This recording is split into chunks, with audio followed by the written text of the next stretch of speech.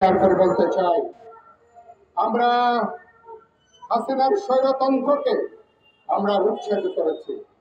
তাদের যে দম্ভ, তাদের যে অহমিকা, এবং তারা যেভাবে মানুষকে তারা মানুষ গণ্য করে নাই, যা খুশি তারা তাই করেছে, মানুষের দম্ভ অহমিকার জবাব দিয়েছে।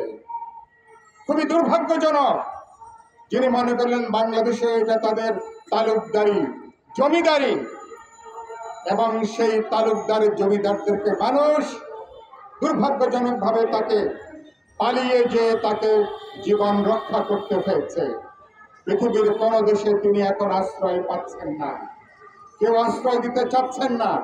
ভারতে এখন তিনি আছেন, আমি জানি না কোন প্রান্তে কোথায় তিনি যাবেন, কিন্তু আমরা এখানে পরিষ্কার করে বলতে চাই আজকে সমাবেশ থেকে, যারা এই হত্যাকাণ্ডের সঙ্গে যুক্ত, ছাত্র জনতার শত শত হত্যাকাণ্ডের সঙ্গে যুক্ত আইন শৃঙ্খলা রক্ষাকারী বাহিনী সহ ছাত্রলীগ এবং আওয়ামী লীগের বিভিন্ন বাহিনী, পেশাদার সশস্ত্র সন্ত্রাসী যারা গুলি করেছে, মানুষ হত্যা করেছে, তাদের সবাইকে আইনের আওতায় তাদেরকে নিয়ে আসতে হবে, তাদেরকে গ্রেপ্তার করতে হবে।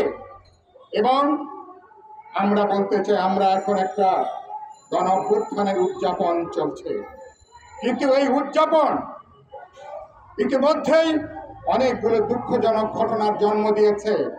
আমরা দেখতে পাচ্ছি এক ধরনের নৈরাজ্যের পরিস্থিতি, আমরা দেখতে পাচ্ছি এক ধরনের লুটপাট চলছে, আমরা দেখতে পাচ্ছি এক ধরনের সন্ত্রাস, এক ধরনের ডাকাতি। অনেকে ব্যক্তিগত প্রতিহিংসা চরিতার্থ করবার জন্য নানা জায়গায় হামলা করছেন, আক্রমণ করছেন, অগ্নিসংযোগ করছেন।